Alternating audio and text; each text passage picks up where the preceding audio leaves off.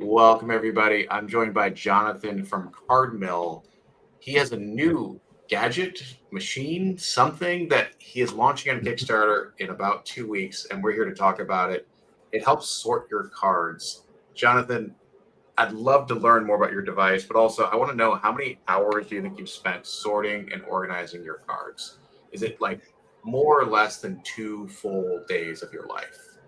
Oh, absolutely. Yeah. And thanks so much, Matt, for having me join. But yeah, it's been at least 2 full days of my life I've spent sorting.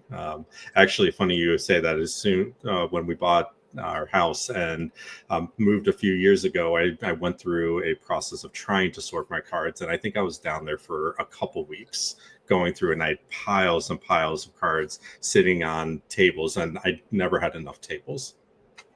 I mean, I think it's not just the time, but also as you get older, it's the ache in your back, right? That never really goes Yeah. away, and you're like, why am I kind of like hunched? So Yeah. Yep. I found your device, CardMill, which is a sort of automatic sorter, and I was so intrigued, and I reached out, and so you are the founder of the company, and so Yeah. I thanks for chatting with me. I'm really excited for this Kickstarter and to kind of learn a bit more. So first off, where did this idea come from? Who are you? Where did you come Yeah. from Oh, on this wow. That's planet Earth? Yeah, no, thanks so much for that. It's a pretty loaded question, but I actually started playing Magic the Gathering back in the early '90s when it first came out with a lot of my friends, and over the years, I had some times where periods where I was playing a lot and then I wasn't playing a lot, and picked back up maybe about 10, 15 years ago now with some of my friends, and from there it's been kind of been history, collecting and playing, going to tournaments, and we get together on a weekly basis now to play Magic, and that's kind of where all this started. We not only are we players, but we also do a whole lot of trading, right? And so one of the biggest pain points that I would have when I'm going to trade or when I get new cards is trying to give visibility to other people of the cards that I've received. So, I could sit there and I could manually scan each individual card with, my phone, or I could sit there and type each individual card into a web portal. And I said to myself, there has to be a better way to do this. And so I started on a hunt to find a machine or something that I just wanted to buy, something cheap that could, help me organize my collection, or at least get it digitally cataloged. And the machines that I found were they were expensive. They were way more expensive than, an everyday player like myself, would be able to afford, or that I was really willing to afford, or they also just had a lot of high or recurring monthly fees, and it was just something that didn't make sense for me. And being a software developer by trade, I set out on this project. I'm just like, I can probably build something. So I put my software engineering skills to use, did a lot of research, pulled out the old Legos and some leftover motors, and put together my first prototype about now about a year and a half ago. So I got a few images here, and I'll share these throughout Yeah. the video. But I just want to kind of pop up. This Yeah. is the product that I guess this is Mhm. beyond prototype. This is what is going up on Kickstarter here. Right. Um, do you want to kind of walk us through what we're looking at here? So I see the loading tray on the top there, and maybe Of like course. actually five, or there's a lot more than five kind of slots to sort it into, maybe like 20 slots there. So I'm interested to see what happens. Right, absolutely. So yeah, as you said, there's the loading tray, or the loading section, or the hopper up at the top right of the image. So an individual will load their cards in, and then we use a very soft neoprene type of rubber, a non-abrasive rubber, to be able to move each individual card from the stack into the chamber, and that's the area that's inside the green case right there. And inside there is sort of where all the magic happens. So at the top, we'll have there's a camera at the top that will take a picture of the card and then sends that information up to our API network that then analyzes the card and makes the determination of what to do. Now, of course, throughout the process, when someone goes to actually start the machine, they've selected how they want to sort, or if they want to sort and scan, or scan only. And so some of those decisions will impact what the machine is doing. But at the core of it, we're taking the image of the card and then we're identifying what card it is, returning that information to the card mill that will then move that tray that's at the bottom to a certain position to be able to set the card into it. And one of the nice things about the way that we're moving the card on the inside is that we have minimal touch to the card to be able to help protect the cards while they're being moved from the system. So the most touch is really from when we're moving the card from the hopper to the chamber, and then we just use a conveyor type system to essentially glide the card along through the chamber, and then use gravity to gently place the card into the sorting tray. Now, the sorting tray that you see here is a alphabetical sorting tray, but even on the Kickstarter, we will offer a tray that has 13 slots for sorting by set, color type, things like that, as well as a scan-only tray that will just be, one big tray if someone only is looking to scan their cards, not really looking to sort them. That won't have any dividers necessarily, but they'll be able to fill the whole tray with all their scanned-in cards. This is really interesting to me because I think you guys are hitting sort of this gap in the market, because I've also looked at these card scanners, and when you say they're expensive, like they are like $30,000 expensive. It is not Yeah, possible some of them can for, be. Mm-hmm.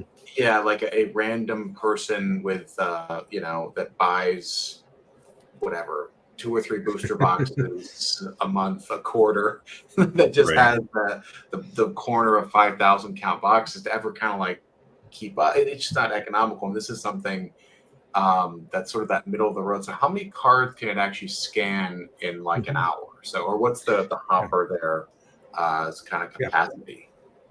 Yeah, so the hopper there can hold up to 300 cards at any given time, but of course you can keep adding cards to it, right? It's not like it's going to process 300 and then stop, but the hopper will hold to start. It'll hold 300 cards, and we are also going to provide an option on the Kickstarter for a hopper extender that will sit on top of the machine that will add an additional 500 cards. So those are for some of the power scanners and sorters that want to be able to do more of the set in and forget it. Just kind of put the cards in and go to work or do whatever else they need to do. But the 300 card hopper, currently it takes about 1 hour to complete processing through the 300 cards. We are going to be making some mechanical changes to the movement of the sled. So one of the cool things about engineering and prototyping is that we make decisions and then we learn how to improve those decisions kind of as we go. So when we built the machine, we built it thinking we needed some more precision in placement or movement of the sled. So we used a similar gear system as would be seen on a 3D printer, where the 3D printer is moving up and down. You really need to have a very precise location of the plate to know how to do your 3D printing, right? So we use a very similar system to that, but the side effect of that is that it takes a lot longer to move the tray from one end of the machine to the other end of the machine. And we discovered that we don't need the level of precision that was affording us. And so one of the first things we're going to do after the Kickstarter is we're making some changes to that movement. And we believe that we can cut that down to about 30-40 minutes to be able to process that 300 card hopper. So that's roughly about 10 cards per second, something like that. Yeah. So, that's great. So there's an option here. So you choose on your menu. You can do either just scan, or just sort, or you can do scan and sort. So Right. that's like the best of both worlds in like my bulk. Yeah. Like God, if you could see the piles next to me, they're like terrifying. They haunt me. Yeah. Unsorted cards. But what happens to the scan? So it goes up into your piece of software, and then from there, can you download to it like an Excel file, or upload it to various platforms? Absolutely. Yep. So you hit it right on the head. So all the information is going to be stored in our database that the each owner of a card mill will be able to have access to a web portal where they'll then be able to see all of the cards and all the data that has been scanned into through the machines, through one machine or multiple machines, of course. And then from there, the individual can download a CSV file of all of the card data and the details of the cards that have been scanned, and use those CSV files for import into tools like Mana Box or Architect, a TCG player, things like that. So we'll provide specific exports that are targeted for those individual platforms, so it'll be easy to be able to import them directly into those systems for wherever someone wants to store their collection. Because we when we set out to build CardMill, our goal was not to build a collection tracker, and we are inherently doing that just by the mere function. And it's going to be a great, the platform is great, and everyone's going to be able to use it as a collection tracker. But our goal has not been to replace the existing tools out there. Our goal has been to provide a tool to get cards into a collection tracker, and whether someone wants to use ours or another one will really be up to them, on how each individual player prefers to keep their collection organized digitally, of course. So I'm guessing that the cards go in unsleeved, right? I think this is a point of controversy with a lot of people that get very nervous about taking their rares out of. I mean, you're a Magic player, you know that fear. I know. Yeah. So unsleeved go in that hopper, and then they come out unharmed. Correct. Right. Yeah. It's we've taken a lot of care to ensure the safety of the cards as they're being processed through the machine. So as I was mentioning earlier, we use a very soft, non-abrasive rubber to be able to move the card from one spot to another. And we're not just whipping it through there, right? We're taking care, and we're gently sliding and gliding it over, and then just moving it on a conveyor system so that we're not sitting there touching it at all different points, right? It's not going through a whole bunch of rollers. It's not being touched at a whole bunch of points. The only touch point where we're putting any pressure on the card is the movement from the hopper into the chamber, and we've done that as a means to ensure the safety of the cards, because our goal has always been to ensure that even the penny cards are protected. But I should also say that you can use perfect fit sleeves, or inner sleeves do work successfully in the machine. The challenge with the traditional or the larger sleeves is really there's such a variation in the gloss or the sheen on them, or in the size of them, that it's very difficult to build something for all of them. And maybe that's something we'll look at in the future, but this iteration will support perfect fit sleeves for individuals that want to have that extra layer of protection, or of course unsleeved cards. I think that makes a lot of sense. So the Kickstarter is launching July 22nd, 9 a.m. Central Time. That's nice representation of Central Time, the most forgotten time zone next to Mountain Maybe. So it is $350 for the first 1,000 people. $350 might sound like a lot, but I mean, I think of the amount of hours I would have to pay like a neighborhood kid to sort my cards, right? And it's at least like 100 hours, and you can't pay the kids $3 an hour anymore. So I think that they're wanting $25 an hour now. Yeah, you're not getting anyone for $3 an hour. So, I mean, I think this is an interesting, if you're thinking about 300 cards in an hour, you could do a long box of whatever, 800 cards and an afternoon, and that's just passive, right? Which is a really nice thing. All you have to do is kind of just load them in while you're watching a movie or whatever. I think that there's a nice small business proposition if you're trying to be a small TCG player, which I'm not. I'm not trying to be that guy. I have no interest in going to the post office 30 times a week. But, it works for some, but not for all. Yeah, but I'm the same way. I did a little bit of selling on TCG Player for a little while, and I'm like, this isn't for me. This isn't my thing, and that's fine. It just wasn't my jam. But for someone who does do this and wants to be able to have that organization, or and not just the organization, but even the scanning and the digital inventory, right? This is a tool to be able to help supplement and support their efforts. And the nowadays a pack of, or not pack, but a premium box of Magic cards costs about $350 $400 as well, right? So, I'm not encouraging anyone to bypass the purchase of, the next set of cards, because we all know that we can't live without them. But what I am encouraging is, to potentially use and invest in a tool that can help, save time, because, our time is valuable too. And it takes time to sort cards. It takes time to scan and catalog cards, and I think we can do I it. 100% agree. I have like this idea for a project to do like a Maslow's hierarchy of needs for Mhm. cards, right? Like the basic Yeah, is like getting a game in, right? And then like you yeah, kind of go up, and then that self-actualization at the top of the pyramid is yeah. like having your cards organized in a way that brings you peace. Oh, Like, it's amazing. So, I mentioned earlier about the piles of cards that I had when I was trying to do some initial organization. And literally right here. This is just right, a yeah, next to me. I I've got some packs of cards right here. I'm playing around with some foreign language cards, right? And they're just sitting on my desk. I have a box of the Final Fantasy set here that I haven't even cataloged or gone through because I've been so busy trying to prepare for this Kickstarter. But with my I got a new shelf maybe about a month or so ago, and it was so exciting to reorganize all of my stuff. I'm like, and decide. I'm like, okay, I'm gonna put all my pre-cons down here, all my unopened stuff here. Here's all my sorted cards, and then here's all the stuff at eyes length that's not sorted. And I'm like, oh man, there's a lot. Um, Even with my CardMill, right? I still have a ton of unsorted stuff that eventually I'll get through.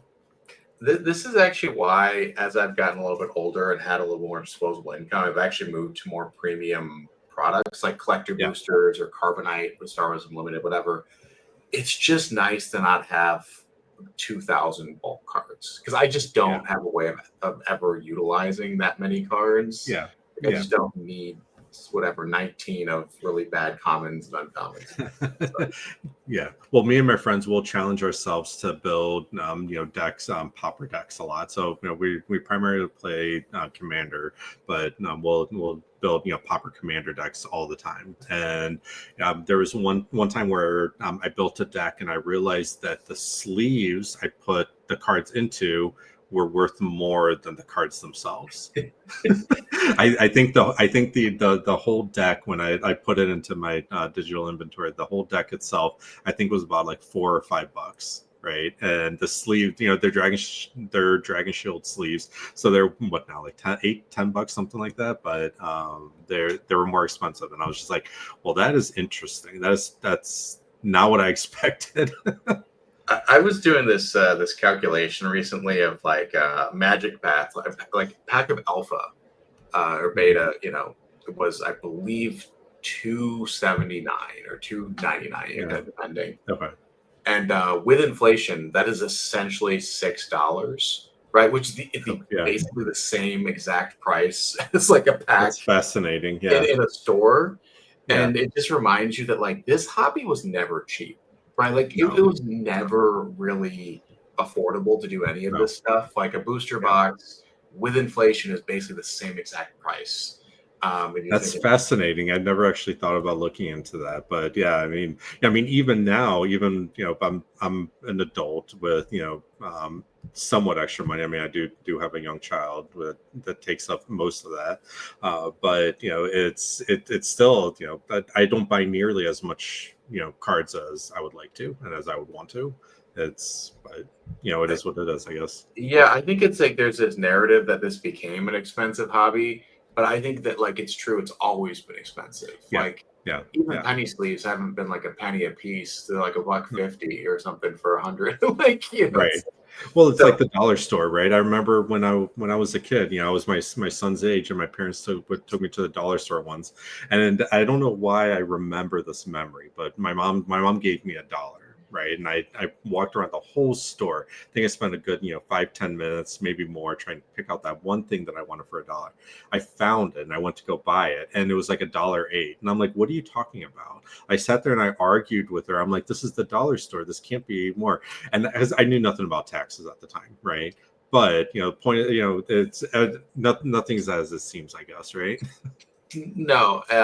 So we got a little off topic there, but your Kickstarter, which is exciting, like congratulations, you guys getting up there.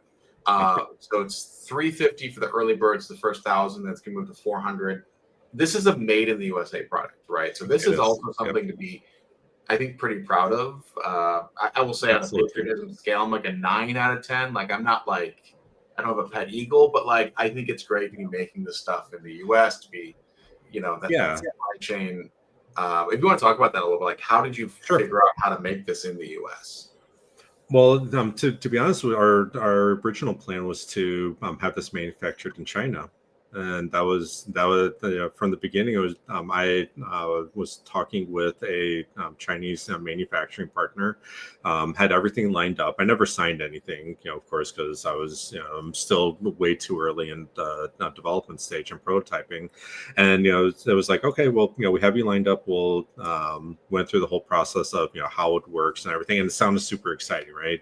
Building a product and talking to I think my contact was in Canada, but he worked with the Chinese factories, and it was very exciting. And then fast forward a year and a half, and there's so much uncertainty around tariffs and costs, and really it forced us to kind of need to rethink really what we're doing, right, and why we're doing it. And the truth is that we are players, we're part of the community, and we thought that it would be best to start looking at building a product that is where our community lives, right? So we all live outside of the Chicagoland area, and so we started exploring manufacturers and partners in the area. And we, with some of the unknowns of what tariffs may or may not be, eventually when we would get ready to start manufacturing the units, we discovered that it would just be more expensive to go overseas. And to some degree, that was actually kind of a blessing. I always wanted to be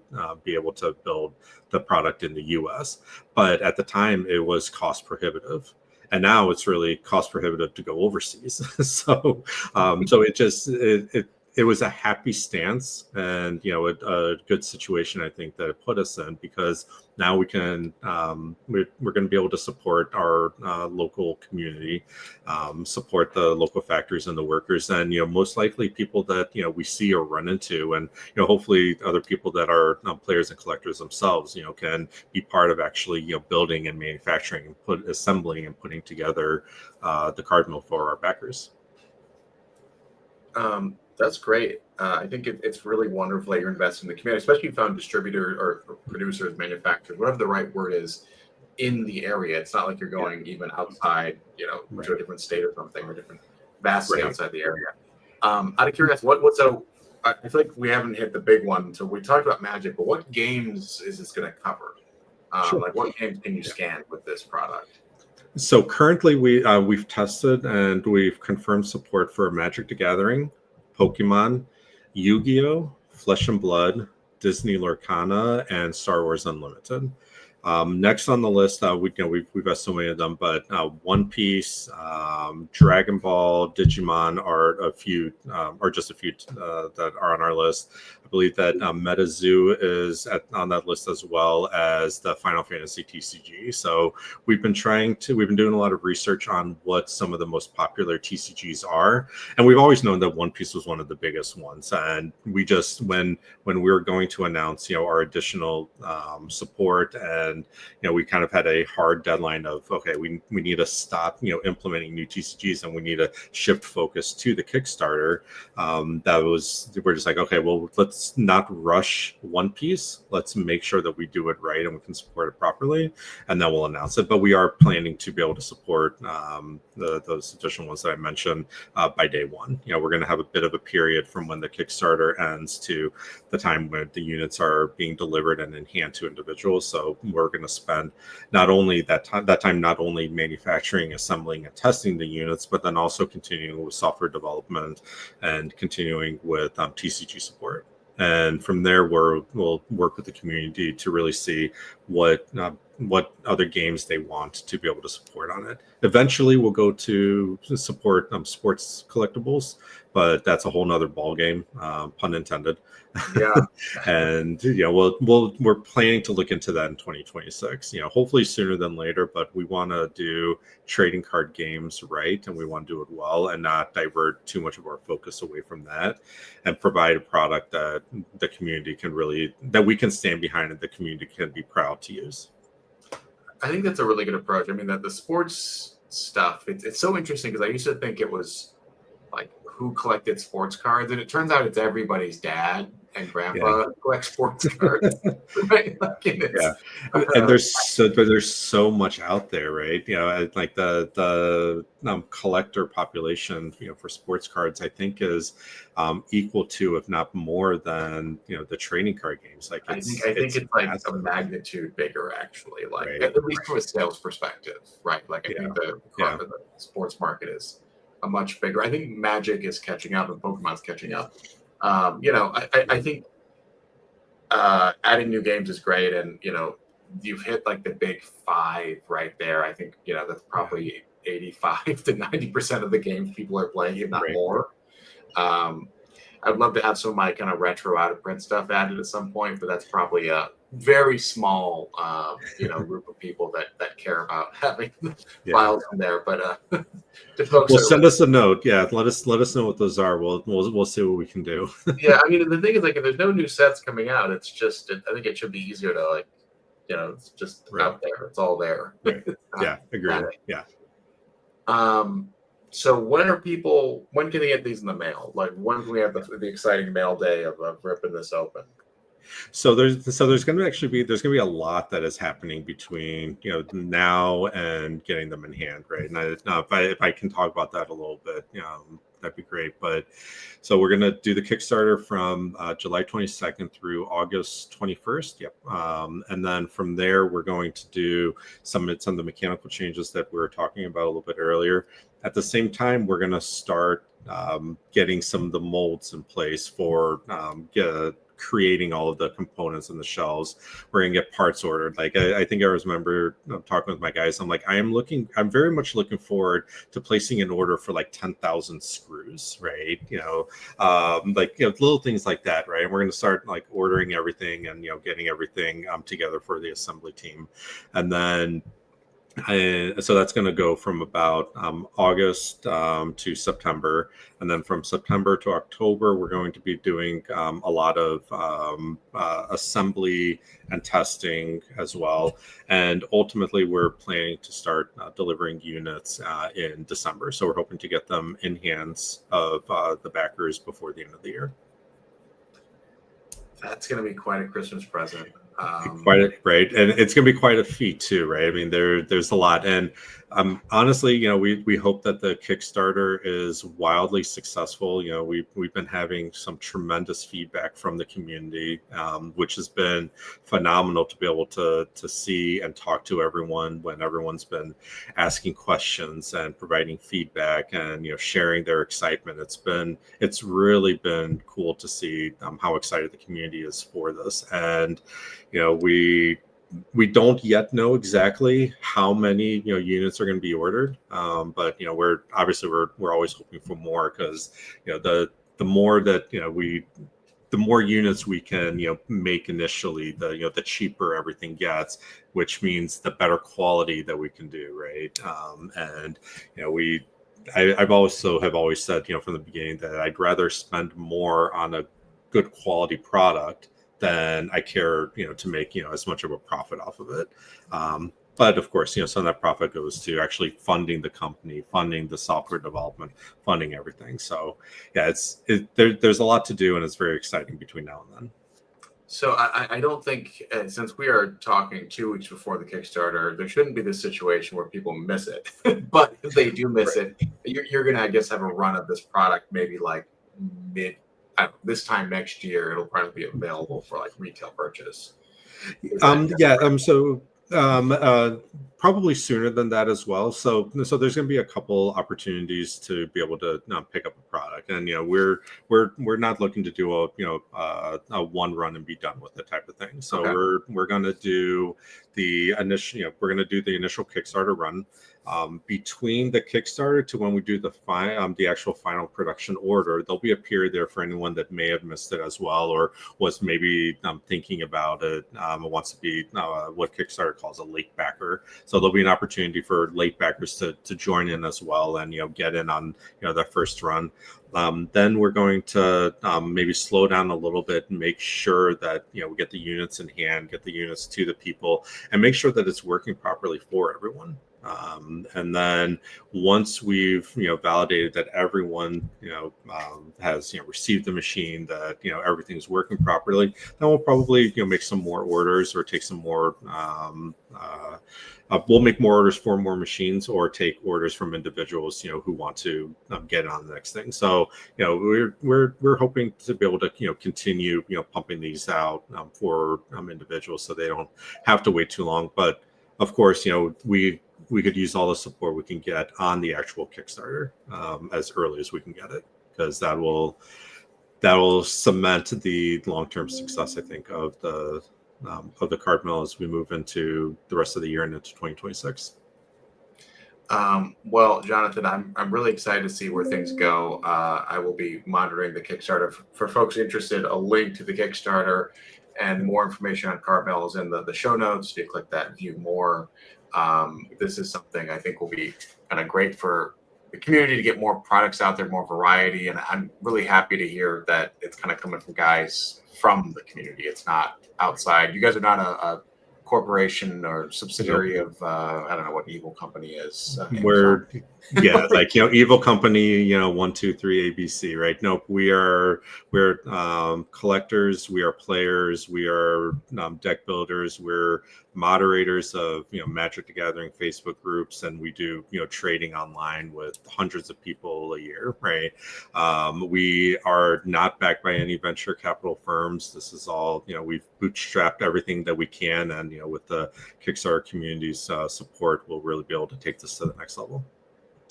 And that's the stuff I love to hear. So I'm looking forward to staying in touch, Jonathan. Best of luck with your venture, folks. Check out his Kickstarter, and we'll be back maybe with a follow-up, maybe with something in hand down the road to check out, scan some cards. So absolutely. We'll catch you guys later and check out the Kickstarter. Cool. Thank you so much, Matt.